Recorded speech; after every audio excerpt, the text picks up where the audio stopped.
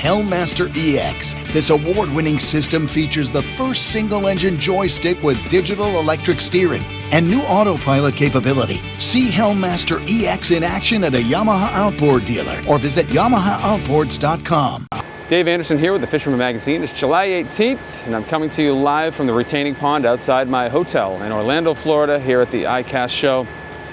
These are your headlines. First things first, we heard about a landmark catch from a Rhode Island beach this week. You'll be excited to hear about that. Still hearing about great catches of big striped bass from Block Island. And Nantucket Shoals is showing good fluke and striped bass activity. Stay tuned for all that and more on this week's New England Fishing Forecast. The Fishing News is sponsored by these fine partners.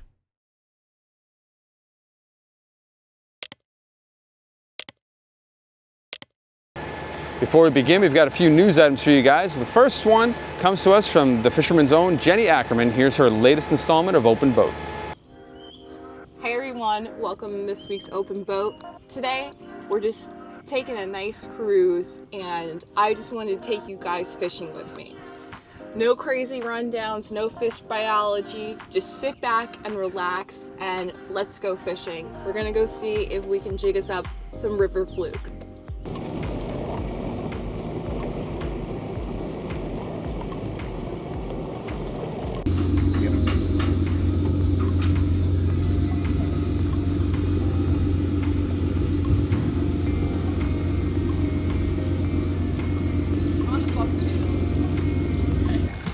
Oh.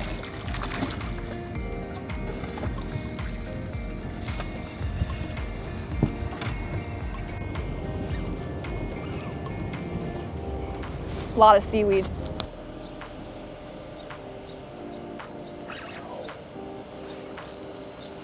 What am I snagged on?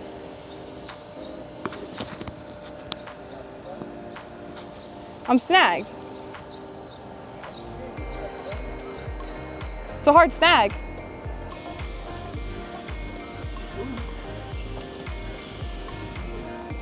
Very nice.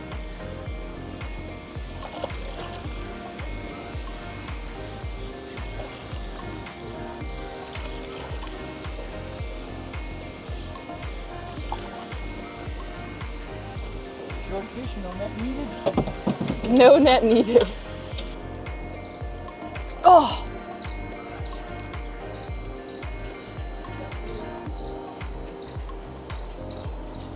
God dang, that was crazy. Cuckoo for Cocoa Puffs. Oh.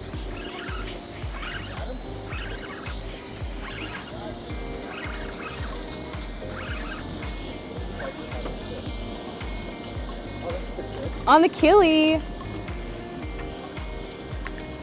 It felt good. It felt good.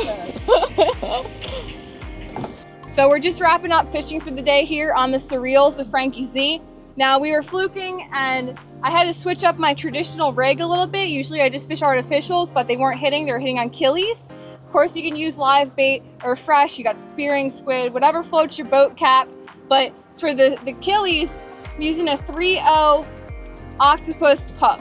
And it's easier just to pop the fish off. You have a de-hooker. Frankie's trying to hit me with his rig right here to show you. You got the bucktail, and then you also have the hook, but here he's got a three-way here to make that work. And we crush fish all day on that. So, like I said, that octopus hook is really easy. You don't even have to touch the fluke. You literally wrap around the leader, you get the handy dandy de-hooker tool.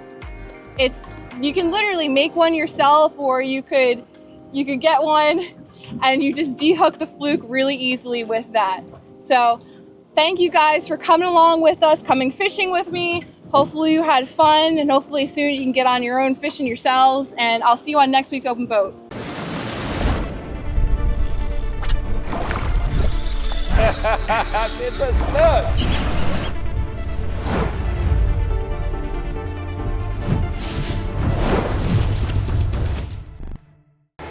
And the next thing, of course, is the giveaway, which is ongoing. We're going to give away a flat glide needlefish made by me, and at this point you have less than a week to win this thing. We've gotten a lot of really good photos this time around, so you're really gonna have to whip out your Ansel Adams skills here, because it's gonna have to be a great photograph. But get them into me at danderson@thefisherman.com, or text them to the number on the screen. Just make sure you give me the details, like, you know, who caught the fish, the size of the fish, where it was caught, things like that. We'll get you in the report, we'll get you in the contest, and we'll probably get you in the magazine as well. And who knows, you might win something awesome. And the drill, if you guys don't know it, it's just gotta be a picture of you holding your fish. Can't be like sitting on the ground next to your foot. Email them in, text them in, and we'll see who wins. This one wraps up next week on July 26th. August 24th and 25th on Long Island Sound. WICC Surfside Hotel Greatest Bluefish Tournament on Earth. $25,000 for the heaviest catch, plus additional prizes equaling $40,000. Sign up now at bluefishtournament.com. Moving over to the reports now, starting things off up in Maine. Great striped bass activity continues from down east Maine all through New Hampshire. We're still hearing about those guys heading out and doing the haddock fishing out in the 200, 250 foot depths, and they're finding good action out there, and they're finding some sort of, you know, peripheral species too, like tusk and stuff like that. So the bottom fishing up there is great. Dropping down into Massachusetts, let's check in first with James Jewkes. Just staging up and getting ready to go on a trip to Block Island, waiting for the ferry, see what's happening there. Taking a little time off from Plum Island. And right into the reports. The reports have been slow. I did have one fish that was around 21 pounds maybe. Others up north of me in the New Hampshire had some steady fishing, nothing of size. Guys down over off of Gloucester did okay. The commercial guys have been banging some fish.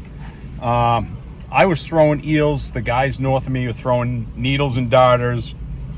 As far as the freshwater guys, I did see one guy come up with a couple of carp. This warmer weather, you're gonna have to use some boilies, because corn gets eaten by all the smaller fish and the boilies don't. So didn't hear any pike or bass, and most of the fishing that's been happening is at night. So anybody's gonna get out and get at night.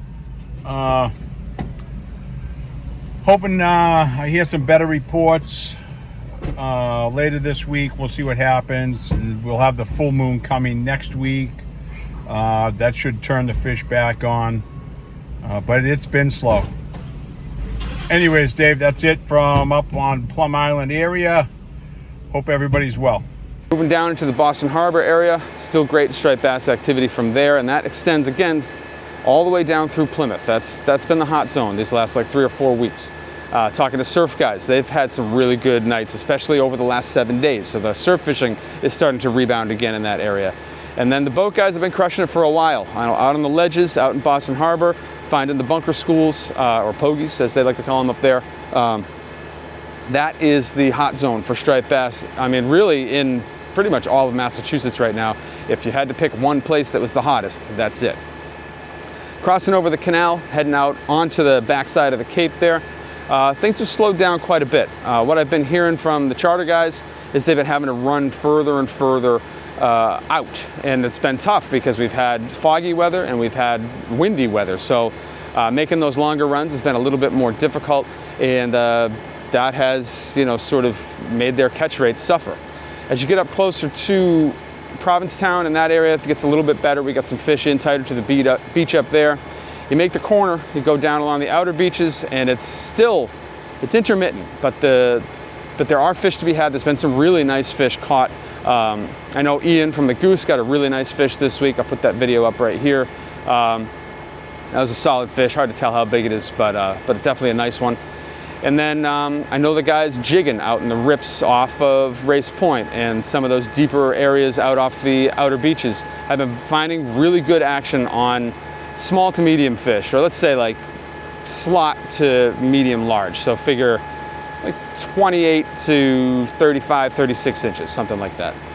But a lot of fish in the area, and just like we're gonna find throughout most of the report, not many bluefish around out there at all. On the tuna end of things, I didn't hear a ton this week. A lot of the guys that got a weather day seemed like they went to the canyons, and the canyon bite has been decent from what I've been hearing. There's been some yellowfin, there's been some big eye out there, there's been a few bluefin around, and we even heard about a few billfish that were taken on some canyon runs this week, heading out of the vineyard, heading out of the Cape. So that season is really starting to come alive at the moment. Moving down toward Monomoy, still got great striped bass activity in there. Still seeing a good mix of sizes with some much bigger fish than we had been seeing for the second week in a row now. Fish into the mid 40-inch class are being reported from that area, which is great to see. Get up closer to the vineyard, and striped bass activity on the vineyard's been a lot more smaller fish. And they've been pretty scattered. Bluefish have been very scarce. But the good thing in that area has been the sea bass fishing, which has really started to come alive. Whether you're up against the Elizabeths, or you're out, off a hedge fence or handkerchief or any of those places, they're finding a lot of nice fish in that area right now, and seems like finding limits has not been a hard thing to do. On the fluke end of things, it's been tougher in that area. Still find a lot of those smaller fish, but the guys that are fishing out at Nantucket Shoal are now reporting some bigger fish again, and they're reporting a lot of bonus striped bass on the east side of the shoal. These fish are doing a lot of topwater action, which is making it really exciting out there. Pushing off the shoal all the way into Buzzards Bay. Good sea bass activity in Buzzards Bay as well, especially as you get further out west. You got a chance for some bigger fluke out there also, but you're definitely going to be doing a lot of hunting to find those fish. Getting up closer to the canal, we've been hearing about some decent fluke activity around Mashney Flats in that area, and some of the old canal channel, and then getting up toward Hog Island, finding some fluke in that area and some good ones. But again, a lot more hunting than catching going on right now. Canal's been slow from what I've been hearing, but let's check in now with East End Eddie. Here he is. Hi Dave, it's a muggy morning here in the canal. Got a east tide behind me, the tail end of it that'll be turning slack pretty soon. So things have been pretty slow in the canal, but just before the lull, some guys had some success, like John Morgan, who was got into a topwater bite and got some slots. John was throwing his blue Atom striper swiper that he's been casting for about 20 years, and that's a great lure made by Bob Pond, who started that company years ago in Attleboro, where I'm originally from. A real vintage lure. And Paulie the Painter Gravina and Bloodhound Steve Colleran both caught some slots. Paulie the Painter was using one of his handmade white plastic, soft plastic paddle tails, jigs, and Paulie's a great craftsman, a good guy. And Bloodhound Steve he was using his trusty Al Gags pink paddle tail that he loves and uses quite frequently. Bloodhound Steve was a Marine Corps veteran of the Vietnam War era, and one of the most generous, nicest guys in the canal. So it's always a pleasure to talk to him. Everyday Al Mazzico caught a 39-inch on an east tide, and he was fought that to fruition on a topwater bite. And so I caught a couple of well-fed slots. Well, not slots, one was a slot, a 30-inch, the other one was 33 inches. Of course, I released the 33-inch, but they were both fat fish, and I was using my Guppy Jobo Jr. white, and so I cleaned the slot and gave it to my youngest daughter, Chrissy, for her family table, and she and her husband and 3 children, my grandchildren, enjoyed fish tacos, compliments of the Cape Cod Canal. And so both of those fish hit my tail hook. I put a single bucktail tail hook on my Jobos, and so this is further validation that my theory that a lot of nice fish are lost because of guys who use a flag without a hook. So as you know, most striped bass are going to take the lure from the head, and they'll end up getting hooked with the belly hook, and that's true. But once in a while, one of them will hit the tail hook. So I don't use flags, and of course a bluefish will hit anything that moves. So I don't use flags, but to each his own.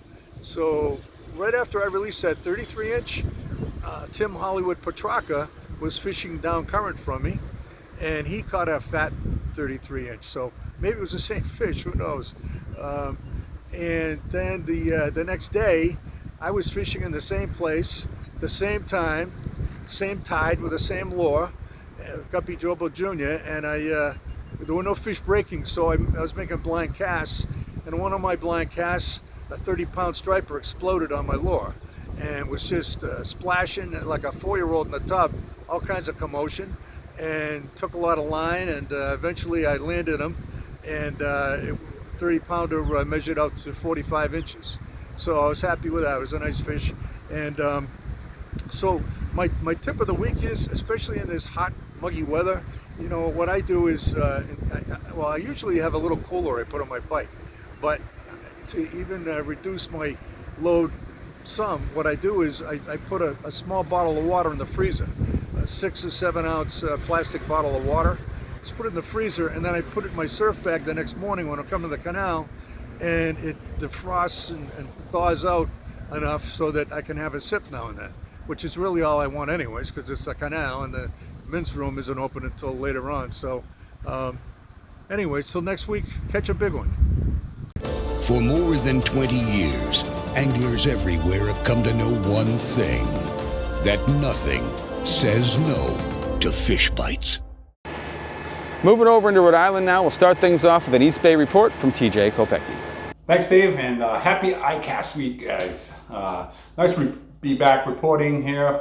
I have a quick report for a little bit of East Bay, some Mount Hope Bay, and some freshwater attributes, and a trip to Newport that I took. We'll get right into it. Mount Hope Bay has been up and down. There are some stripers and some bait that are moving out of the Coles River, the Kickmute River, the Lees River, and there are some smaller bass to ambush that bait as it's making its way out, and then obviously back in with the tide. If you're fishing in any of the rivers, the Coles River, the Lees River, I suggest you fish on the incoming tide. Brings it a little bit cooler water. The fish are more apt to feed, and I've been finding that lately, the pattern, to fish the incoming tide. Also dusk and dawn, obviously we know that. Moving into the East Bay area of Warren and Barrington, both those rivers are still good. Still good. There's fish to 25 inches, not any more than that. I haven't caught anything bigger than that. But there is a lot of bait, and I've seen a variety of different baits swimming around. I did see some little skipjacks. It looked to me like small bluefish boiling on some tiny bait along the shoreline. So I think that's a little progression that's going to start. And there are some fluke in the Barrington River. You got to work hard for them. You definitely have to fish off the top of the bridge, and I've done it every year. I've gotten fish up to 14 or 15 inches. Still fun to catch inside the Barrington River if you can't get out towards the ocean. Moving out to Common Fence Point and in the mouth of the Sakonnet River, ground fishing continues to be good with scup, sea bass in the deeper water, and a lot of fluke, a lot of short fluke, but there are fluke there to have fun with. So they've been working mainly on gulp and squid. So if you have that bait, I would definitely use that. And I'm finding that green and the pink shine on the gulp is working best inside of the bay. And probably anywhere from 8 foot of water to 40 feet of water is probably your best bet right now along the shoreline where the bait is hugging that shoreline and swimming with the current. So give that a shot there. Moving out into the Bristol Harbor and around Hog Island, there's still reports of fluke out there. Good scup fishing on the Hog Island Lighthouse. There is still bait on the east side of Prudence Island, and there's still bass on them. So get out there and hit some of those wrecks that are out there, and do some spooning around there, and maybe do some bucktailing, and you can get yourself into some bass. Real quick, I had a trip to Fort Adams in Newport this past weekend. The day it poured out. Yes, I was out there, and I did some fluke fishing from shore, and I did really well. I think I caught like 15 to 20 fluke, all on just a high-low rig, jigging with a bucktail on the bottom, 1 ounce. I did switch to 2 ounce when that current in there got a little bit, but I was fishing not at the very end where all the guys fish. I was kind of fishing on the docks where I guess it's the one of the Mayflower boats is right there beside you. You can walk right out there, you cast into that current, and then just work the bottom there. We got a lot of sea robins in there also, but hey, I tell you, there's some big ones and fun to catch. There's also tons and tons of striped bass and tons of bluefish on a lot of bait inside of Newport Harbor. And if you haven't got the word yet, that's the place to be. There's a lot of bait in there. Hence, there's a lot of fish. I got a nice 27-inch striper when they got close enough, and I did see bluefish jumping out of the water everywhere, spiraling on bait. So that's another good opportunity. So from the East Bay here, we'll catch you guys next week. Tight lines.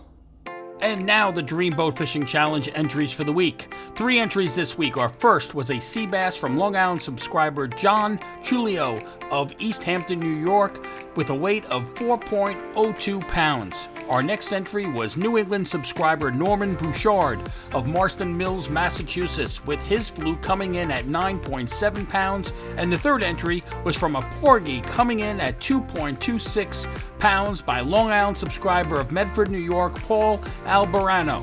The leaderboard for this week is Scott Waterman is still in first with 17 points, Anthony Savino at 16 points, and Brian Zimbreski. We can't stress enough that those weigh-in forms must be completely filled out. Please make sure before you leave the weigh station to look over the form to make sure it is filled out completely. Just a reminder, for your chance to win the grand prize Steiger Craft powered by Yamaha and other great prizes, you need to be a subscriber to the magazine and use the 2024 entry form filled out completely, available at thefisherman.com/contests. We have 2 new entries this week in the Coastal Kayak Clash. Tom Howard of New England landed this 28.25-inch bass just a quarter-inch shy of Bob Wagner's. And New England Todd Triazone caught this scup that hit the tape at 16.5 inches. Bob Wagner and Justin Oser are still stuck in a virtual tie at the top with 9 points apiece. Mike Radzuzinski is in third place, sitting well within striking distance with 6 points. For all the details and how to enter, visit thefisherman.com/contests. Now, the big landmark catch that I was talking about in the intro is at least one and a rumored second tarpon taken from the surf in Rhode Island this week. All the details are pretty fuzzy. I've seen one photo, I've seen one video of a video, and the person who took the video is not comfortable releasing it, so I can't show it to you guys, but I can tell you that I saw it. And knowing what I know, I can tell that it's almost definitely caught in Rhode Island. Looked to be a 50 to 60 pound fish, and then the photo, which I have, it's a pretty fuzzy photo. I have a shot of it here. Is a little bit of a larger fish. Now, whether or not they're the same fish, it's hard to figure out. A lot of people are being very coy about this whole thing. But the details that I do have, that it was caught at night in Rhode Island, it was caught on a live eel, and it marks the second year in a row now where we've seen a reputed Florida species showing up in New England, which is interesting and it's kind of exciting, honestly. So I just wanted to make sure I put that in the report, tell you guys about it, because I mean, it's just amazing. And I'll definitely be thinking about that when I'm out surf fishing when I get back from Florida this week. So maybe I'll get lucky. But I wanted to tell you guys about that. And now let's check in with Jeff Sullivan. He's going to cover the Narragansett Bay area. Here he is. What's up, Dave? What's up, everybody? Jeff back with the weekly video. Before I jump into the report, I'm just going to hold up 2 products I have here. I know it's the week of ICAST and all new exciting things are coming out. These 2 things are, well, one I make and the other one has been out for a little while. So let's just jump right into that. So what we have here is a Nomad Squid Trex. This is I believe it's a 150. It's 4.5 ounces and a 6-inch bait. It glows. It's got a lifelike action. You can jig it. You can cast it. You can troll it. There's no wrong way to fish this thing. I mean, anything from fluke on the bottom to tuna will eat this. So this is a very, very good bait. It has a squid scent already inside of it. It's just, I have nothing but good things to say about this bait. But you have to pick them up. They come in different colors, different sizes, but the Nomad Squid Trex is You got to get it. That's a must-have. You have to have that in your tackle box or on your boat. The other product is the flat-out fluke rig. So I've been tying these for a few years, guys. These, I don't go fluking without one. Even if it's a bucktail bite, I always have a fluke rig dragging off the back just to kind of clean up shop, per se, to pick up the scraps. But, you know, I mean, we've been getting nice fluke this year on these. You got to pick some up. You can pick them up at Lucky Bait and Tackle. You can pick them up at Crafty One Customs. These are great baits. You can put gulp on them. You can put squid strips on them. You can put the whole array of baits on there. And this will get it done. I have an array of colors: pink, orange, glow, triple glow, white. You name it, I got it. So make sure you pick some up this season. They're killing it. So the report side of things, let's dive into that. Is the striped bass bite has been phenomenal. I mean, we've been finding fish stacked up in 13 feet of water and 78-degree water, and they don't seem to care. So, I mean, piles of fish. I mean, you roll over the top of them, set up a drift, throw to the dock. You know, if you're under 25 feet of water, I like to throw the dock 25 feet or less. And you just get fish come up, just monster fish to come up and just smash the dock. It's incredible. I mean, you gotta, there's a part of the tide they eat better. You just gotta find what part of the tide they eat. You know, do they like the back half of the incoming? Do they like the outgoing? Do they like the slack? Because I know different parts depending on where you're at, those fish like to eat. But yeah, we've been getting them on big shads, GT eels, no live bait needed shads, bunker spoons. But the dock and the shads have been producing really, really well. Really, really well. The 8-inch no live bait needed and the gravity tackle GT eels have been doing extremely good. I mean, your array of baits have been working all around the clock, all around the board too. So as far as the bluefish bite, very scarce. We've been finding some bluefish mixed in, nice bluefish. Doesn't mean they're not around. You just got to do the old SLL, I like to say, the stop, look, listen, see if anything is coming on top, anything's busting on bait. I mean, the more time you put in, you'll find them. So they're moving around, they're out there. So if you're looking for bluefish, if you're bass fishing, you'll probably encounter bluefish. I'm suspecting in the next couple of weeks it's going to pick up real good here as far as the bluefish bite goes. The fluke bite's been kind of slow. It wasn't like it was a month ago. It's not like they're not there. It's not like they're not out there. So, you know, you just got to put the time in, find the depth of water you want to cover that water, move around, see if you can find some fish, see what depth they're at, and go from there.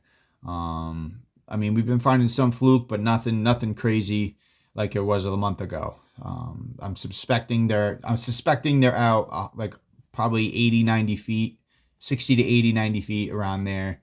You know, same thing goes for the sea bass around that depth too. So those two are probably in the same depth range right now. And I hope you got your epoxy jigs ready because the bonito have showed up. The bonito are here. So it's about to get real interesting. And real quick, I'm just going to throw the freshwater side of things in there. The largemouth bite has been red hot. They don't seem to care about the warm weather too much where I'm at. So, I mean, we're getting monster fish at night. It's just been constant big fish. I'm getting spoiled over here, Dave. So, I can't complain. So, yeah, as far as the crappie bite goes, crappie bite's been excellent for you crappie guys out there. I've been getting them on finesse micro swim baits, you know, putting little Kitex on ball head jigs and getting them, you know, 20 feet down, you know, on brush piles. It's just been an awesome July so far. So I hope July's been good to you guys. Hope you guys had a safe 4th because I missed you guys last week.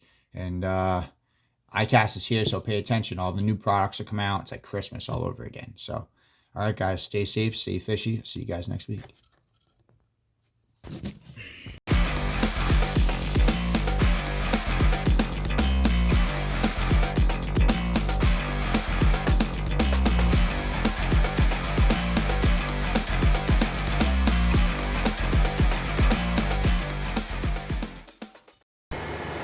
Now let's check in the Newport area and maybe a little bit further out with Captain Coral Aiello from Sara Star Charters. Hi Dave, Coral here from Sara Star Charters with the Rhode Island Fishing Report. As far as the weather, it hasn't been the best. We've had a lot of south wind, so it's made it a little challenging to get out there on the boat. You get tossed around a lot, and especially the people with the smaller boats are definitely seeing that they're not able to get out as much as they would like to right now. It's been pretty persistent, but as far as the fishing goes, it's been pretty good. I'm gonna say that it's definitely different than it was last year at this time. The stripers are, I don't know what it is. I don't know if there's just so much bait. I know previous years there's always tons of bait around this time of year, but it's just been a little different. Like you'll get to a spot and you'll see tons of fish, and then the next day it's sparse. They seem to be moving around a lot. They're not really sitting in their normal spots like they normally would this time of year. We're still catching them, but again, it's like hot and cold, and I don't know if other people are experiencing this. I know some of my other charter buddies are experiencing this as well, but you just got to go out there and you just kind of don't know what's going to happen from day to day. There's still tons of silver sides around. There's mackerel showing up in close, and there's also the chub mackerel. I know that there have been reports of people seeing chub mackerel. I haven't seen any yet, but any day now they'll be out in Newport and kind of all over the place. So with that being said, you're still catching nice bass. The eel bite has been pretty good if they're eating that day. The stripers have been a little finicky, catching them on the eel. We do a lot of chunking. The chunking has been pretty much consistent. And as far as like bottom fishing goes, it's definitely hot and cold. So we'll have some days that the sea bass bite is really good, and we're noticing we're getting them from 30 feet anywhere to 60 feet. The fluke fishing, I guess I haven't done a whole lot of fluke fishing recently, but I've heard it's been okay. It hasn't been as good as previous years, but we're still catching nice inshore fluke. The bluefish, I've noticed a lot of them are more out of Sakonnet, and out front of Newport I haven't seen too many bluefish. We're catching them randomly, but it hasn't been like it was last year. Last year we were catching them all the time, like all over the place. So, but you know how they are, they're very nomadic and they just kind of show up when they want and then disappear. So as far as the offshore tuna bite, I know that's been pretty decent. A lot of people are doing really well, catching a lot of rec-sized bluefin. The jig bite has been really good, as well as catching them on the troll. So, it's pretty much how it normally is this time of year, but I have to say things are definitely a little different, and I don't really know what it is. I can't pinpoint it, but the bite has definitely been, for the stripers anyway, have been a little inconsistent, to say the least. So with that being said, hopefully things pick up here and this wind kind of chills out a little bit, so it gives us a little more time to get out there on the boat and continue with the fishing. Now, I've been hearing some better activity ground fish wise around Block Island this week. I've been seeing some bigger and better fluke with more just more activity overall. So the bite is definitely picking up. It's still not like gangbusters, but it seems like it's getting better and better, which has been great to see. Sea bass action has been good. And we're seeing, especially on the east grounds, on the east side of the island, we are seeing some good sized sea bass being caught out there as well. And for a little bit more on all of that and some of the striped bass activity, let's check in now with Captain John Lee from JL Charters. Hey guys, it's John Lee, Point Judith, Rhode Island. I got out a lot this week, I think at least once, if not twice a day, mostly fishing for bottom fish, sea bass and fluke. And it's a decent pick, but that's how I would describe almost the past 3 weeks. It's kind of a pick. Every so often you get into a real vein of fish, but for the most part, if you think you got it figured out and you go back the next tide, it's really humbling. It's been a weird year.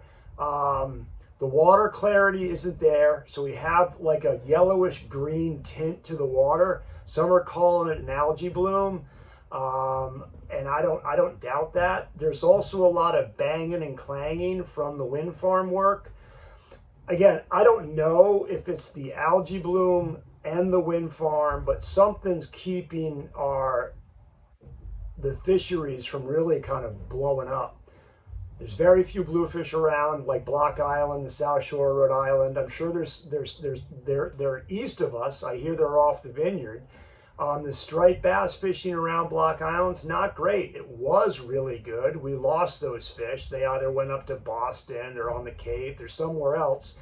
There are fish at Montauk, so I'm kind of waiting for those stripers around the tip of Long Island to slide this way, and I'm confident that will happen. I talked to Dragerman, they're off. So things are just, it's funky. It's a grind. We've had some fun trips, a lot of fun trips, but we're not knocking fish dead. You got to work for them. We got some beautiful fluke 3 days ago, fished to 8 pounds. Went back the day after and struggled to get 2. So I don't know. We're keeping at it. I'm hoping some wrecked tunas are going to show up inside, just south of Cox's. We need something to kind of like really bang, either a shot of real big bluefish to settle in for a week or 2. The sea bass, the size came up for me, and I'm finding them. I wouldn't say I'm crushing them, but we're definitely getting those. Anyway, it's just funky. It's funky. It's getting sharky too. So I'm hearing of dusky sharks around Block Island. We saw a mako on the west side of Block Island yesterday. I'm hearing of threshers up inside off Charlestown Beach. Anyway, we're going to just keep at it. That's what we do. We love what we do. It's just frustrating. It's definitely frustrating. But in a weird way, that's kind of why we do this. Anyway, take care. Have a good one. Talk to you next time. And I will add, just to be sure that it's said, is that the Southwest Ledge is still putting out a lot of nice fish. I didn't hear about any 50-pounders this week. That doesn't mean it didn't happen. But I'm still hearing about a lot of 40-pound fish coming off the ledge. Seemed like live eels was out fishing the plastics this week, which is interesting. Also seeing some top water activity out there because there's been some big mackerel out around the island, which is kind of putting these fish into blitz mode at times. So that's been really exciting. Getting up along the south shore, fluking along there has been about the same. It's been good but not great. Guys are hunting for keepers, but it is probably the best place right now to find just action. You know, you're finding, if you're not afraid to move around in those 40 to 75, 80-foot depths, you're eventually going to fall on some fluke, and the activity's been pretty good. Sea bass, about the same as last week as well. Seeing some good activity, seeing some nice sized fish. And then on the striper end of things, breach rates have got fish. There's been some better fish moving up into the ponds, which has been kind of cool to see at this time of year. So these fish are maybe touching 40 inches, but most of them are under that, more like bottom of the slot to 36 inches or something like that. But activity's been good. The light tackle and fly guys have been crushing it. But if you want to target a really big fish, I would head out to the Watch Hill Reefs, and then I'd focus the binoculars on Fisher's Island. That's been the hot zone in that area. And that's what I have for you guys in Rhode Island this week. Crossing over into Connecticut now, Eastern Sound has been seeing good striped bass activity. The race is still very good. There's been some big bluefish, there's been some small bluefish. It's probably the best area right now if you wanted to catch a bluefish in New England to go. Also, awesome striped bass out there, and then when the tide slacks off, the porgy bite has been awesome on the rocky spots along with some great sea bass fishing. So, I mean, the race just offers a really wide variety. And then as I said in the Rhode Island report, Fishers has had a lot of big striped bass. The backside of Fishers has been holding some big fish. So if you're looking for big stripers, that would definitely be a good place to go. Heading west from there, heading up toward the Connecticut River, let's check in first with Captain Mike Roy from Real Cast Charters, who I know is also at ICAST. Here he is. Hey, what's up, everybody? For this week's fishing report, I'm coming at you from Orlando, Florida at the ICAST show.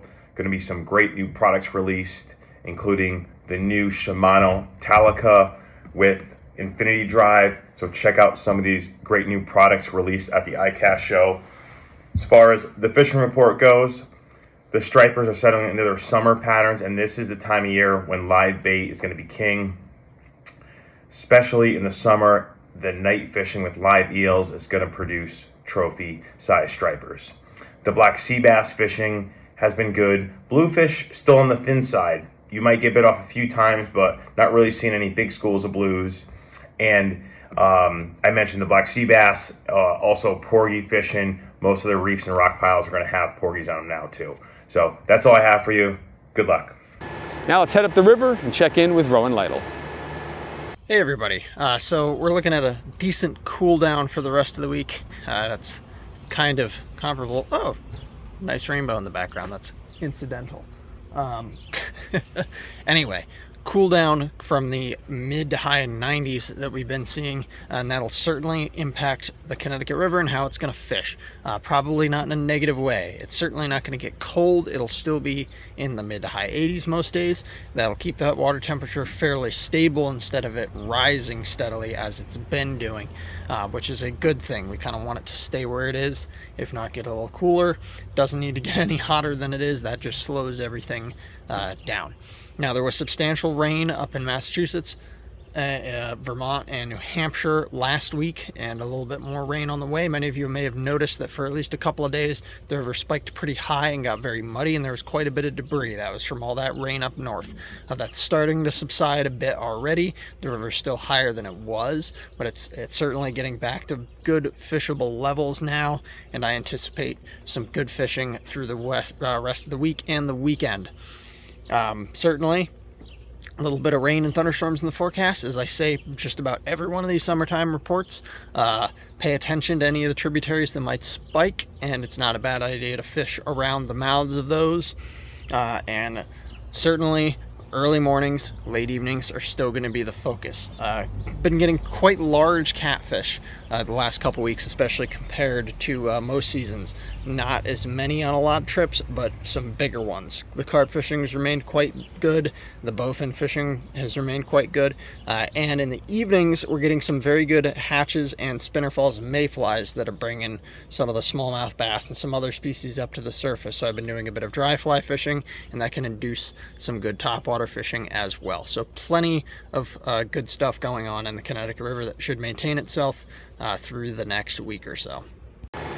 And Matt Stone is not going to be doing a report this week, but I wanted to offer support in a tragedy that he suffered. I think it was his best friend, passed away this week. So, please join me in, sending him prayers or vibes or, whatever you got, anything positive. It's really hard to lose someone, and so I just wanted to say I'm, really sorry for your loss, Matt. And now let's just transition back into the reports. Heading out into the Central Sound, sea bass activity has been good. There's been some fluke, which is the fluking actually, another place that's been sort of above average for fluke has been like the Sand Shoal, and then heading out from there. There's been some decent fluke activity over the last couple weeks in there. So that's a place you can go if you want to get some flatfish. There's been some decent striped bass around the mouth of the river, and then as you head west from there, fish have been a lot more scattered. So there's been some bluefish, but they've been scattered. There's been some striped bass, but they've been scattered. Even the sea bass have been a little bit more scattered than you might expect on those reefs over the last week. So it's probably due to the fact that there's been a lot of bait in the area, but the bait has not been, it's not all one type of bait, and they've kind of been scattered themselves. So these fish are kind of running between different bait schools, and it's just making for a little bit more of a difficult day on the water, but also a little bit more exciting, especially if you want to hunt down different species. One fish, though, that you can count on right now is porgies, which has been red hot. Whether you're fishing in 90 feet of water or you're casting from shore, you're going to get them, you're going to get keepers, and you're going to get a lot of them. Heading west from there, we'll check in now with Max Finch from Fisherman's World. Hey everyone, Max here from Fisherman's World with another local fishing report. Stripers are still around. We've still seen some big fish this past week. We've seen them upwards over 40 pounds on the troll actually. So if you're going out, during the day, we're trolling our deep water reefs is definitely the best bet, or chunk in deep water. Guys are trolling wire with bunker spoons, umbrellas, and also mojos. There are bluefish around, so the mojos will get chewed up. That's why the umbrellas and bunker spoons are the best this time of year. But places like 11B, 28C, and then to our east, middle ground, the bass fishing at middle ground is still excellent. The local fluke bite is, kind of steady. It was really good. It seemed like it tapered off a lot. The fish moved around.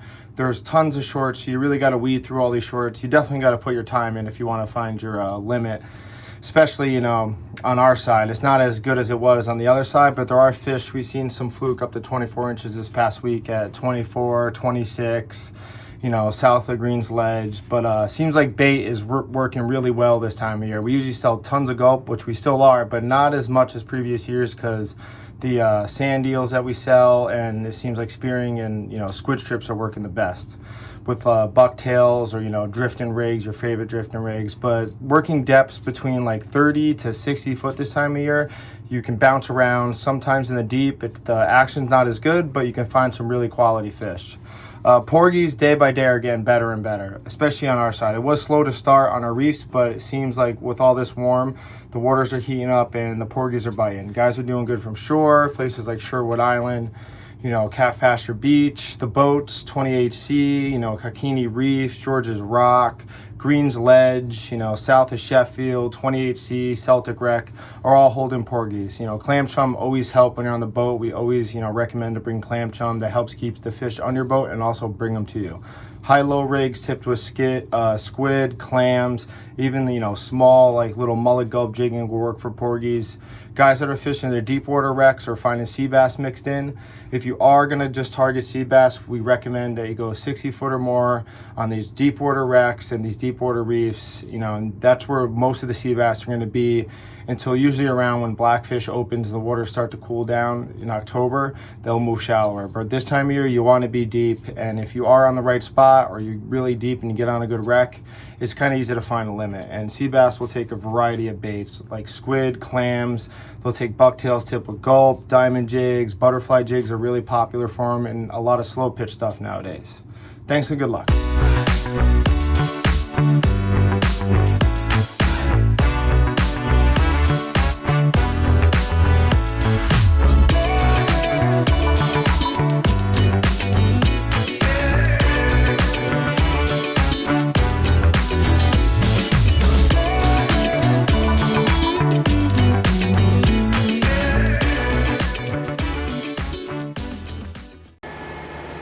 And that's what I have for you guys in the reports this week. We'll be bringing you some exciting stuff from ICAST over the next, I don't even know how many weeks, 40 weeks, you know? I mean, we're gonna pound the floor these next 2 days. We're gonna get lots of video. We're gonna show you lots of new product. And I expect to need several days of sleep when I get home. If you're not a subscriber to The Fisherman, I highly recommend you head over to our website. That's thefisherman.com. It covers everything that it shows everything that we cover. We cover all the fishing from Delaware up to Maine. We cover all angling disciplines, whether you want to go out on a paddleboard or fish from the surf, or you want to get on a giant center console with, you know, quadruple outboards and head out to the canyons or wherever. We cover that. We cover it all. And it's $29.95 for the year, so that's $30 for the year. You're going to get 12 issues sent to your house. You're going to get 26 digital editions sent to your email. You're going to get digital access to all the back issues, plus the other 2 editions, of which we have 3. So we have my edition, the New England edition, we have the Long Island edition, and we have the New Jersey edition. You're going to get digital access to all that for $30. It's the best $30 you can spend in fishing. But if you're still not interested, even after all that, at the very least, give us a like and subscribe here on YouTube and hit that little bell thing right there so you get a notification every time we post something new. I appreciate you guys for watching, and we'll see you next week.